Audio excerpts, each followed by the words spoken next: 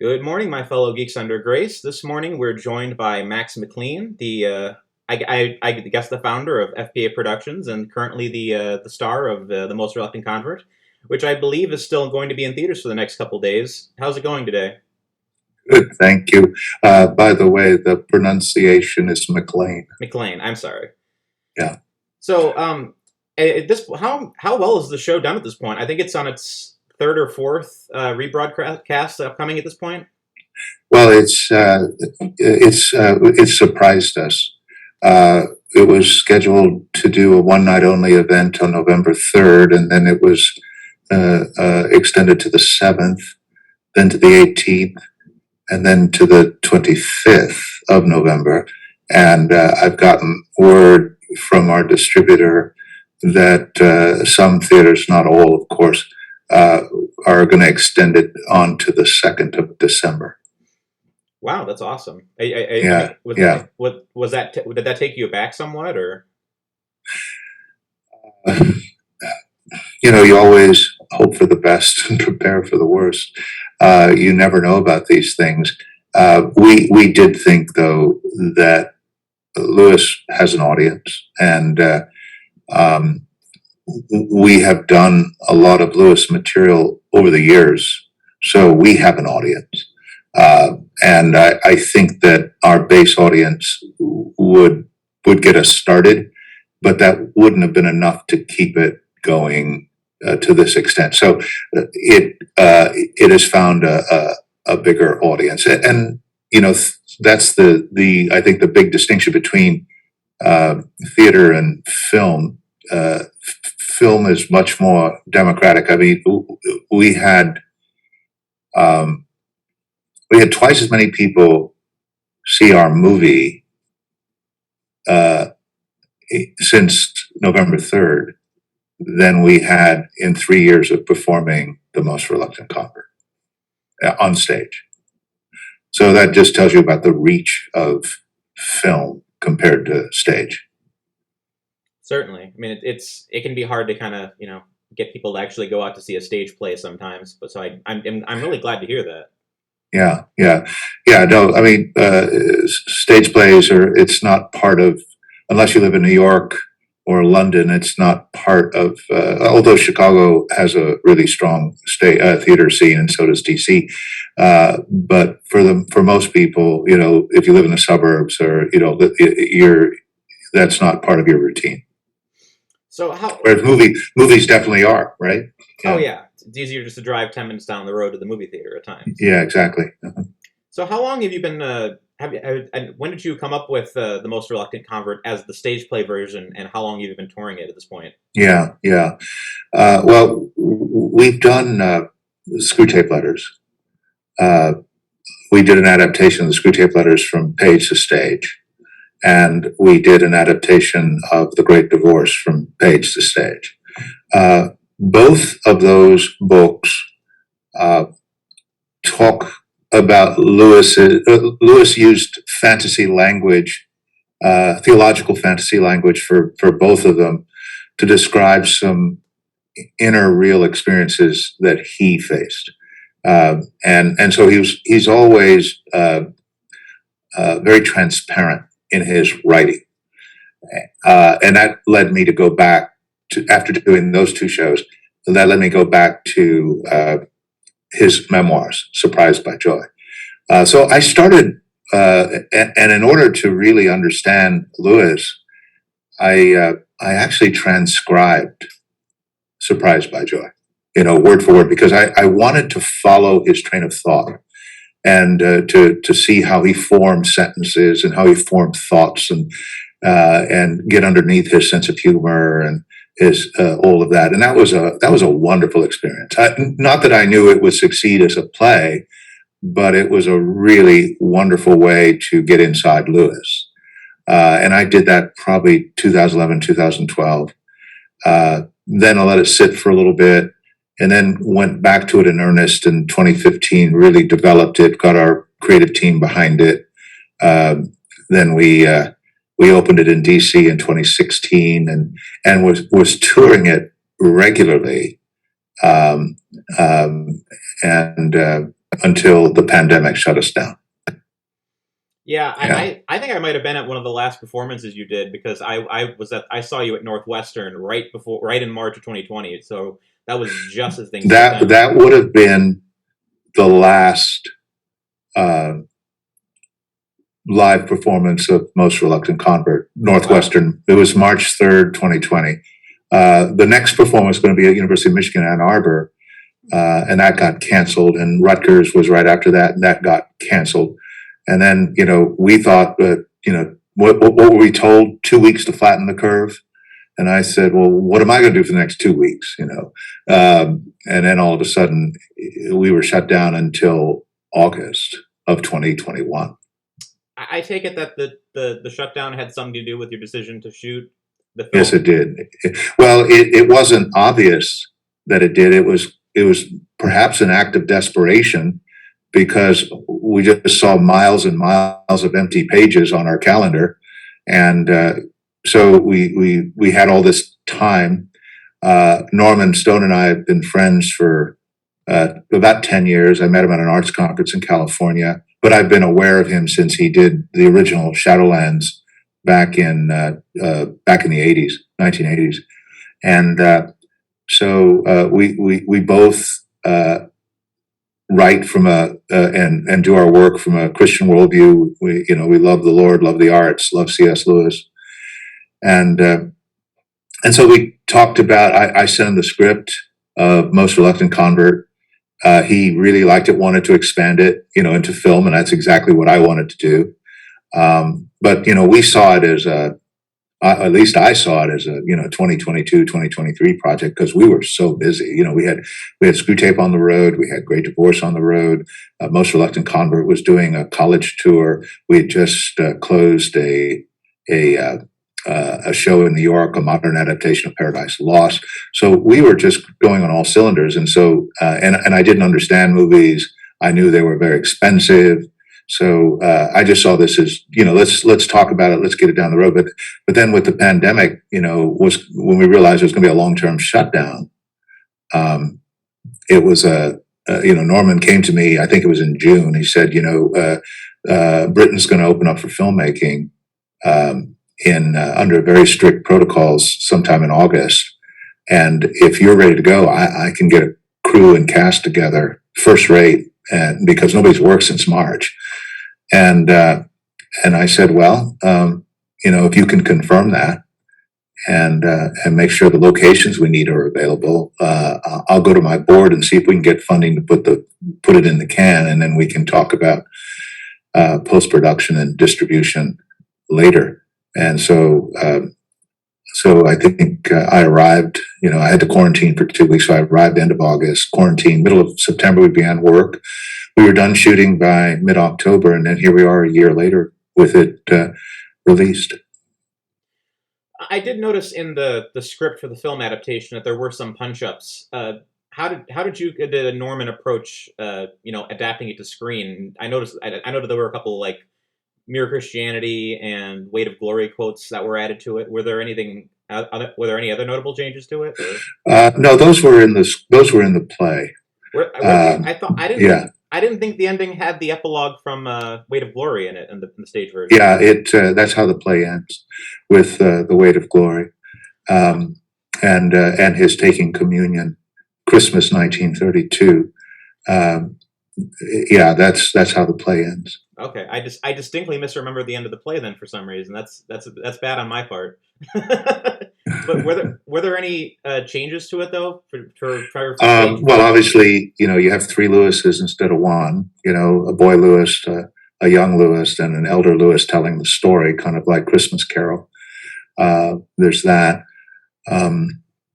We all of the characters that are played in the one-person show are cast in the film. Kirk and the mom and dad, and Barfield and Tolkien. So, but the story is, I would say that the script, obviously a film script has so much more visual notes. on a film script that you have to turn into scenic. But the actual words of the speeches and the dialogues is almost, I would say, 99% from the play, with the possible exception of a couple of segues.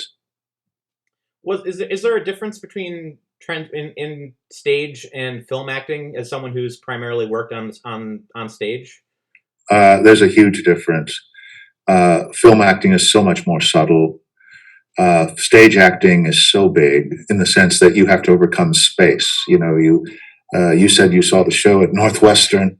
Depending on where you're sitting, that was a 1,200 seat auditorium, and it was full. So in order to reach the person in the top balcony, moments have to be bigger, much bigger. Secondly, the imprint of theater is the voice. The imprint of film is mostly the image. That is what you recollect more. So all of that, you have to bring everything down. The camera is 2 inches from you sometimes, very, very close, and it can tell a lot. It can tell when you're being false. So I find film acting a little bit more exacting, stage acting much more rigorous. Interesting. Was it challenging to shoot during COVID then, or was it at that point things were somewhat uplifted enough that you could do it? Well, there was strict protocols, very strict protocols, and so we had to get just myriads of COVID tests, and so there was always the threat that you would have a positive test, and this was in September, October of 2020, when positive tests were really serious. There were no vaccines. It was and so there would have been a 2-week quarantine. If it were me, for instance, if I came down with COVID test, or if Norman did, or the cinematographer, I guess if an extra did, you just get rid of the extra, and then the few people that he was communicating with. But if it was me, it would have been shut down for at least 2 weeks, and then not only that, would have delayed the schedule, and the money clock is constantly moving.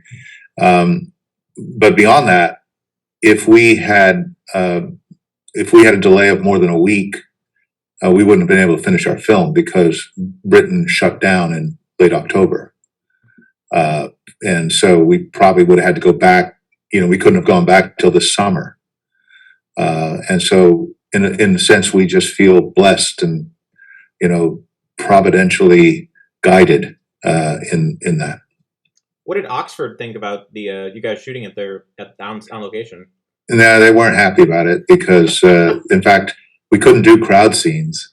So basically, we hired 190 extras over the course of the thing, but we could only shoot them one at a time on public grounds. When we were in the church, we could do more, but in the Oxford city government said, no, your crowd scene can be a crowd of one. And so we, every time we had a different angle, we bring in another extra to give it a little bit more juice. But that was problematic because we had scenes where we had 50 extras, and we couldn't use them. Oh, there you go. Well, what kind of lessons do you think you took away from the production then? What did your biggest takeaway from that? That movies are in our future. I'm getting up there in years, and I talked about the rigors of stage acting as compared to film acting. I mean, one of the great things about this film, because of the subject matter and its closeness to Lewis's actual words. We have the rights from C.S. Lewis estate to film this. It's going to be an evergreen project. So I spent a month doing it, and 20 years from now, I think people will still be watching it. So that's the permanence of film. Stage is fleeting.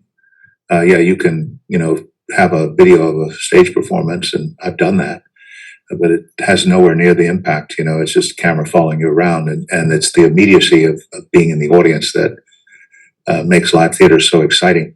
And but that's a younger person's game. Can you talk about any of the ideas for things you want to do project wise? Not yet, although that's a big part of my time right now. We're reading scripts and looking at past projects, and but Norman and I have been working diligently on a vast number of scripts to whittle it down. Our objective is to try to make 3 more movies in the next 5 years. Wow, that's a good turnaround. Mm-hmm. So obviously during COVID, FPA put on a bunch of performances like The Great Divorce and the Trial of Martin Luther over Zoom. Has the pandemic been a good creative muse then to refocus the company, or was it mostly a detriment?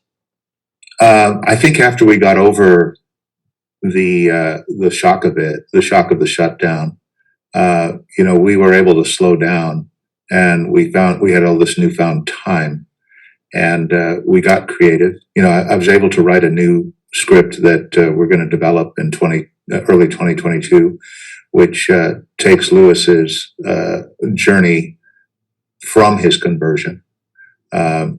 It wasn't obvious he would become what he became at his conversion. How did he become the Lewis that you and I revere and know, and are helped by, guided by?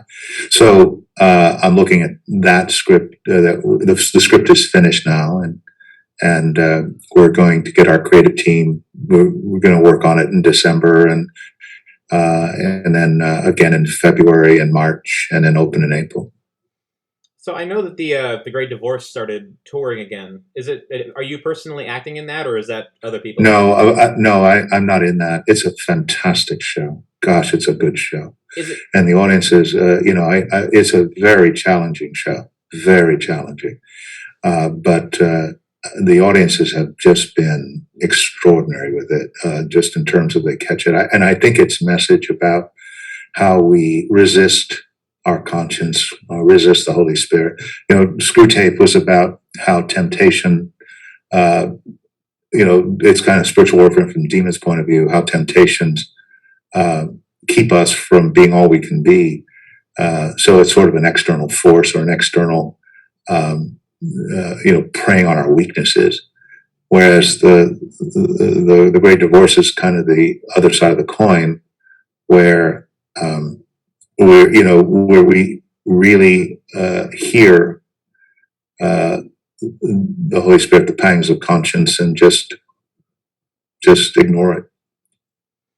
And of course, that too can be a demonic temptation, but it's a different way of seeing it. How and the Great Divorce just does that so well. Very memorable.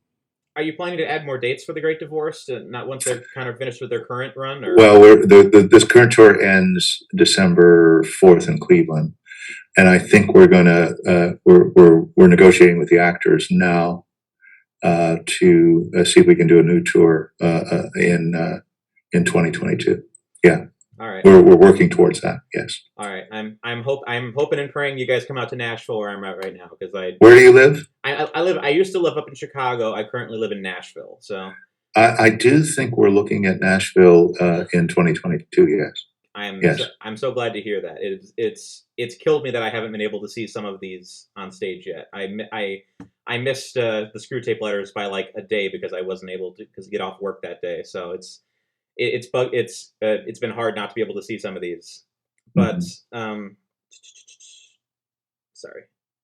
So I mean, with the success of The Most Reluctant Convert, have you thought about trying to put some of the staged versions of other plays out on DVD too? I mean, Well, the thing is, the C.S. Lewis estate is pretty strict. Like, for instance, we have stage rights to the Screw Tape Letters and stage rights to The Great Divorce, but we don't have film rights.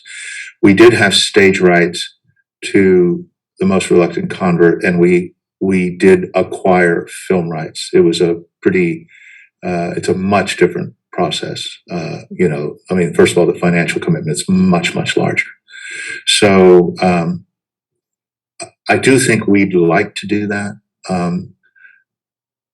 Screwtape is such a brand name for the Lewis estate that they may be holding out for they were, I think I read somewhere that they were able to make a deal with Netflix about Narnia that was pretty huge, and we're certainly not Netflix. What about your I know isn't Paradise Lost technically public domain? Yeah, we just did a modern adaptation of it that is with that we produced somebody else's adaptation of it.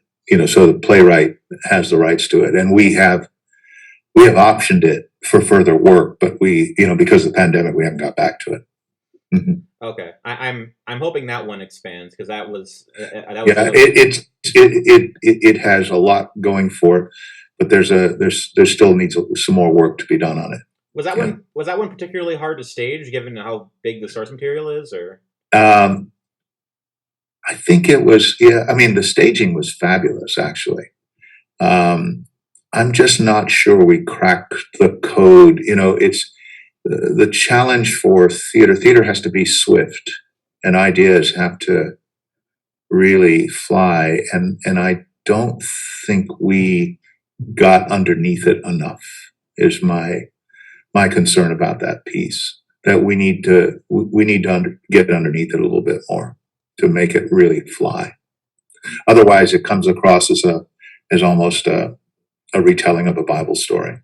And it is, and not that there's anything wrong with that, but it has its own insights that go well beyond, and it's all speculative, of course, but go well beyond what the Bible actually says. Yeah. All right. Well, that's all the questions I have for you at the moment. But I want to thank you for your time. When can you remind people again when they can see The Most Reluctant Convert if they haven't already? Yeah. Well, so far it's they should go to cslewismovie.com. It's what tends to happen. We started in about 430 theaters in the first, and it stayed there. Then it went down to 300. Then it went down to 200. And there's probably going to be about 100 theaters that are continuous. And I don't know what they are yet, but go to cslewismovie.com. And what that does, the website has a geo-targeting feature. So if it doesn't show up in your area, that just means that it's not in your area. However, once this ends, there will be other ways of seeing the show. We just, we are contractually obligated not to talk about those other ways just yet. Well, there you go. Thank you so much for your time, Mr. McLean. Mr. Thank you. Thank you so much. I will say it right once this interview. So no, that sounds good. Okay, well, thanks for having me. Great. God bless. God bless.